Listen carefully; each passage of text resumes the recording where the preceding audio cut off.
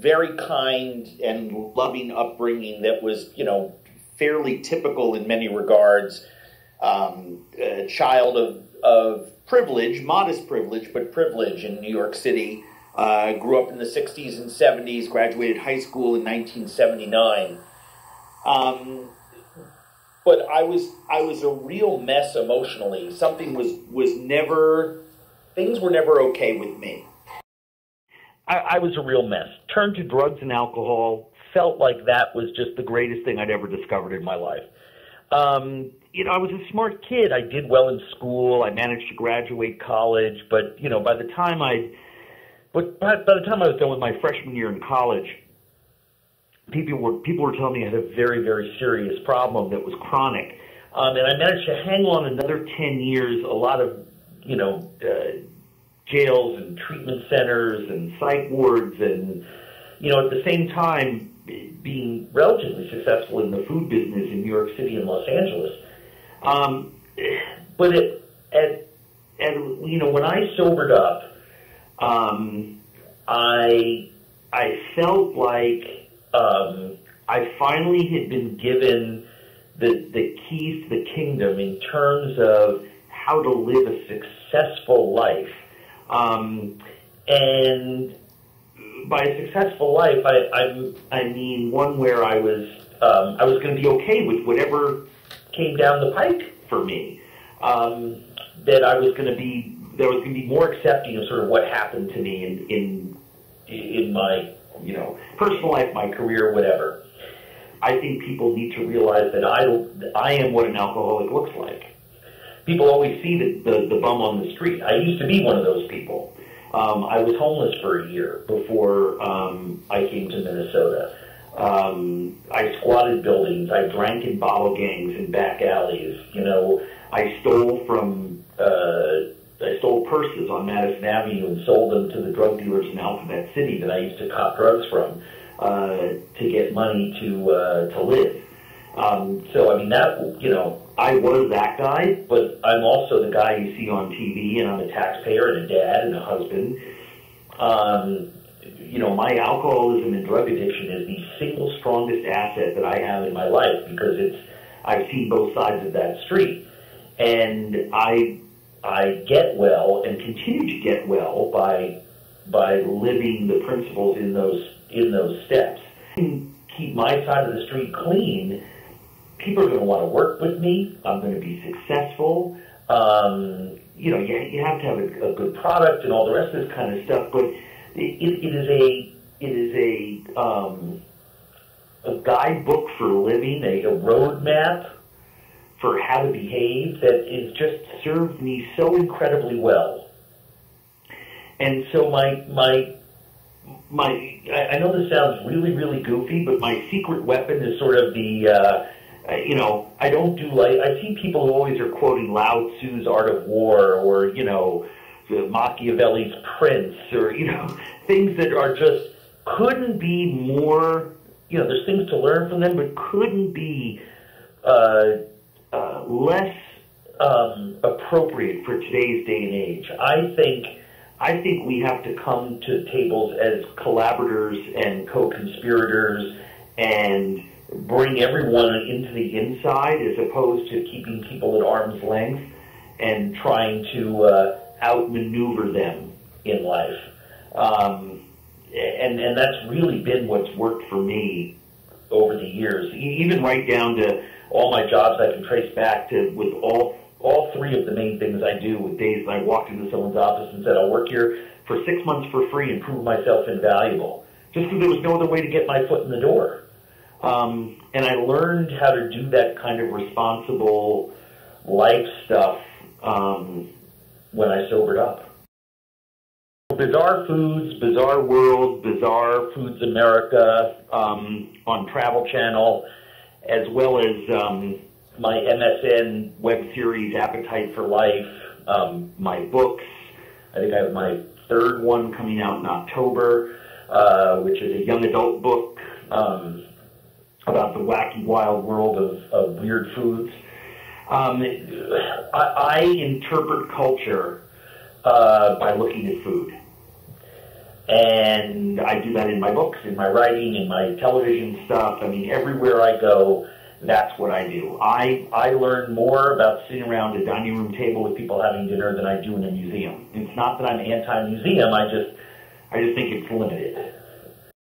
For way too long in this world, and certainly with an alarming rapid ascent over the last 25 years, we continually define ourselves in America by our differences to other people and other cultures. Differences in language, skin color, dress, music, politics, spiritual belief system. It's a horrific set of circumstances. At the same time, we all acknowledge the world is getting flatter, and we're teetering on the brink of many major league issues that we have to decide globally.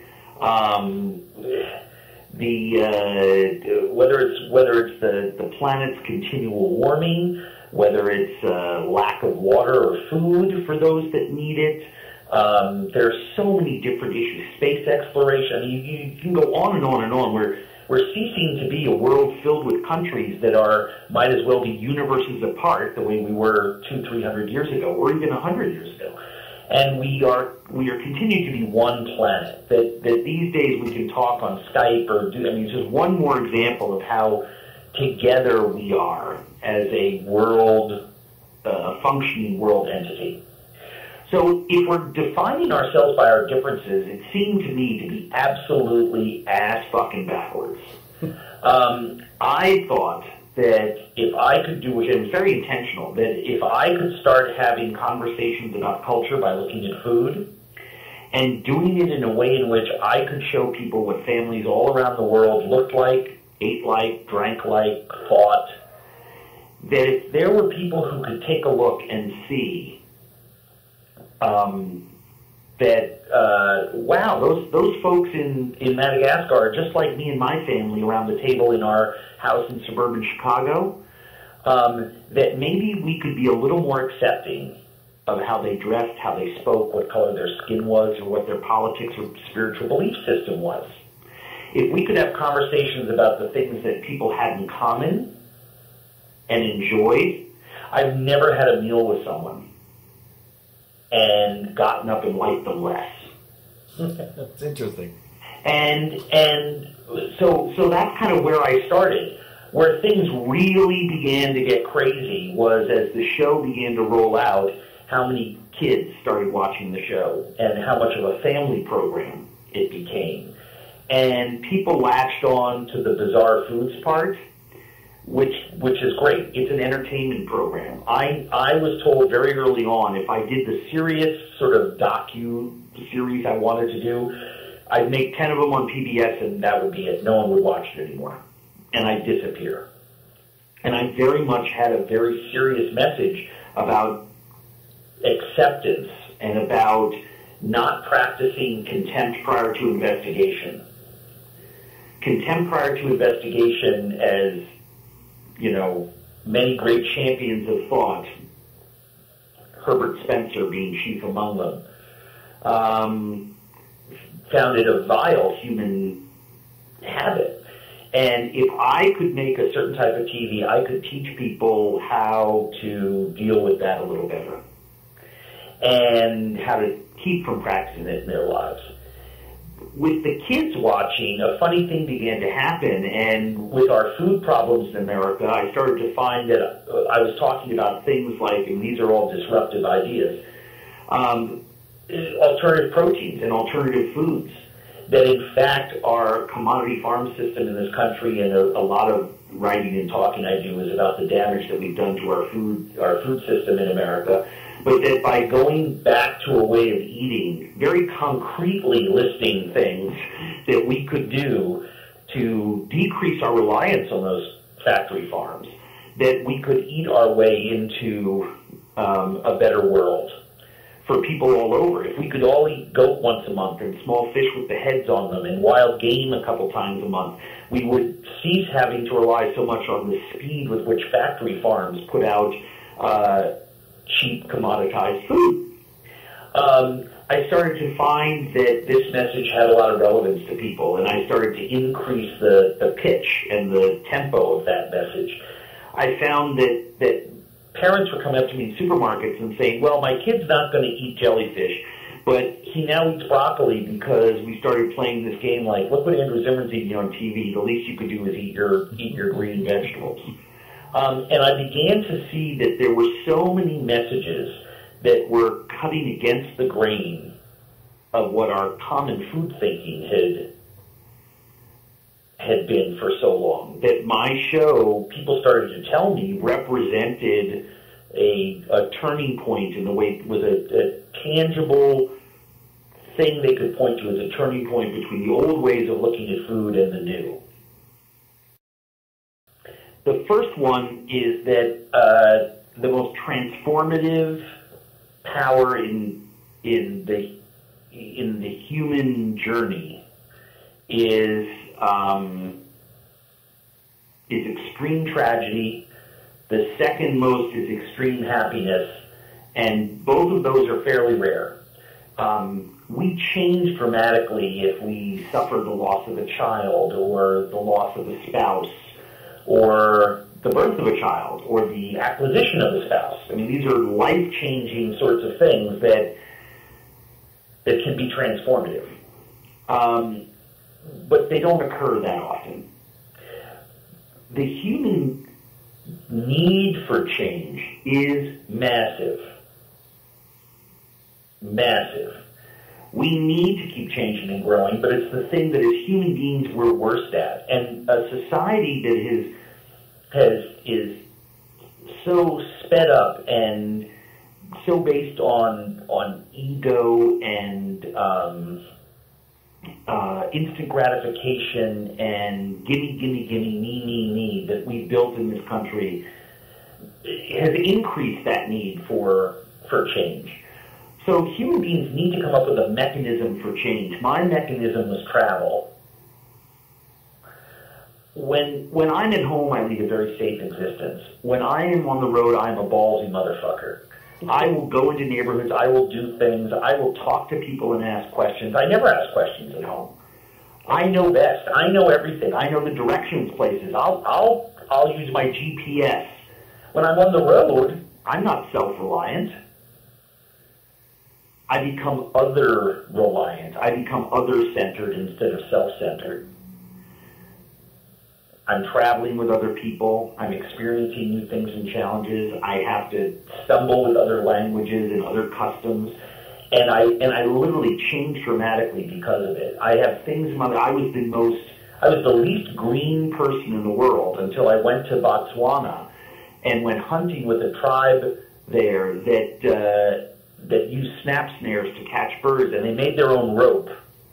And they made some rope for us to go catch these birds, and it took us a couple of days, but we caught a couple birds, and in an effort to be helpful, because when you're living with tribal peoples, you try to be helpful at all times,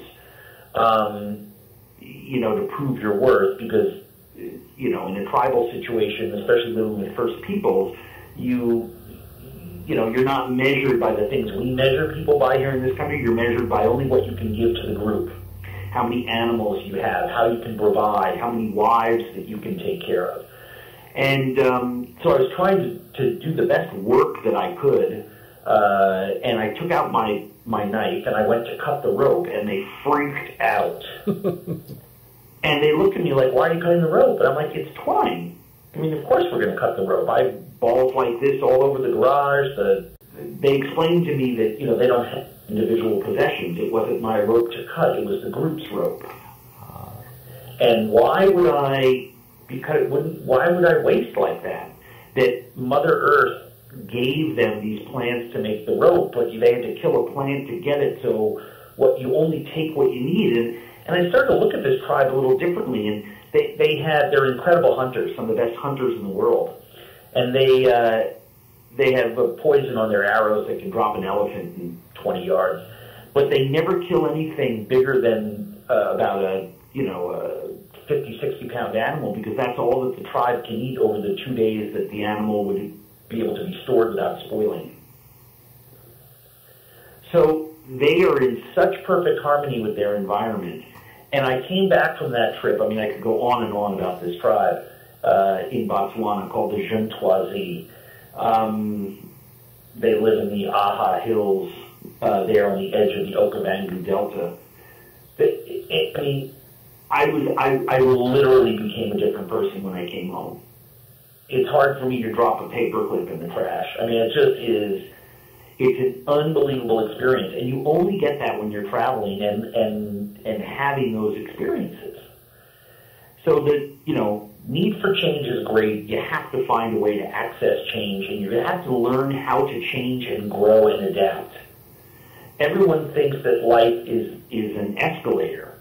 It's not an escalator. It looks like one of those things on a computer programs on a bike, stationary bike at the gym, where you go up hills and around corners. I mean, it's very multi-dimensional, multi-landscape, high, low, in, out, and you have to be able to change and adapt. The world is changing and transforming faster than we can keep up with, and so you have to be limber and fluid, and there has to be hybridity in your life, and the only way to get that is to constantly be changing and growing as a human being. I think the most important thing that they need to do is to approach it through service work. What we can do for other people is what I've found the best way to sort of kickstart those healthy habits. For myself, I'm going to stay in my comfort zone, but somewhere, wherever you are, there are those less fortunate in need. Get off your ass and do something one day for someone else or a group of people. And it is the easiest way. It is the minute because what that does is, and there's a place everywhere for someone to volunteer. What that does is it takes the conversation away from self, me, and puts it completely onto what am I doing for another human being. And at that moment, then that day, when you're done with that day, and everybody has a day to give to someone else, when you're done with that day,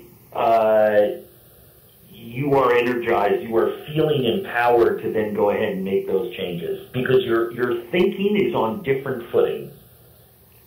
Now, if you don't make some decisions while your head is on different footing, you will go back into that cubicle the next day and you will drift back into the same malaise that you found yourself.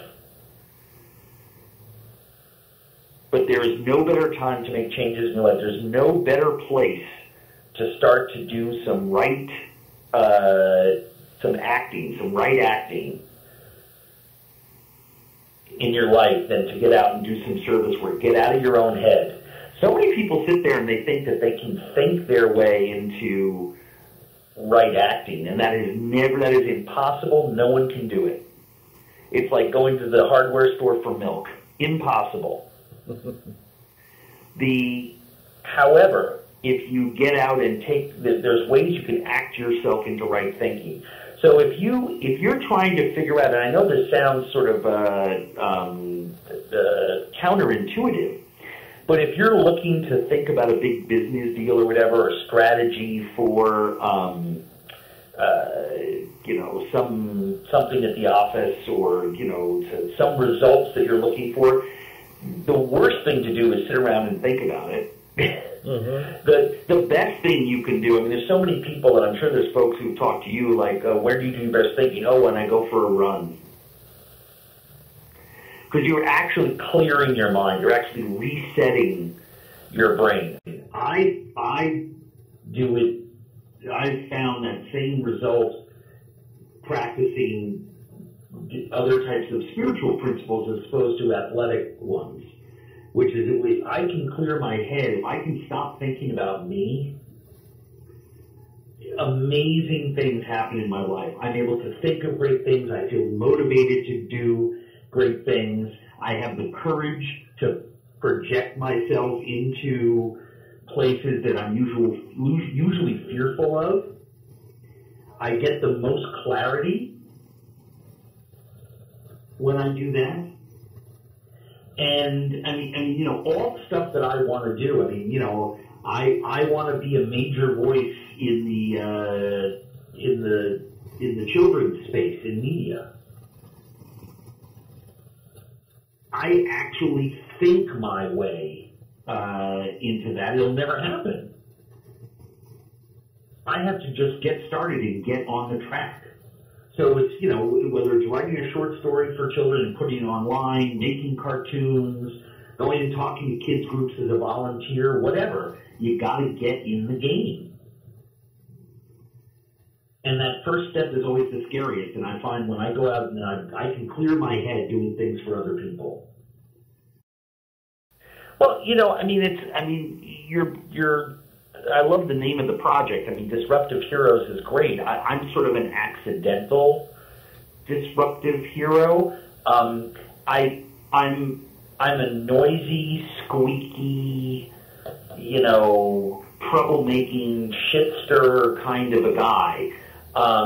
I've learned, even with all this talk about the vile nature of selfishness, I also believe the only person who's going to make me happy is me. And so I have to pursue different ways to sort of be okay with life, because life is not always pleasant. It's not always fair. As my spiritual guru always tells me, life is fired at point blank range. And I have to remember that the only thing I can control is how I react to it.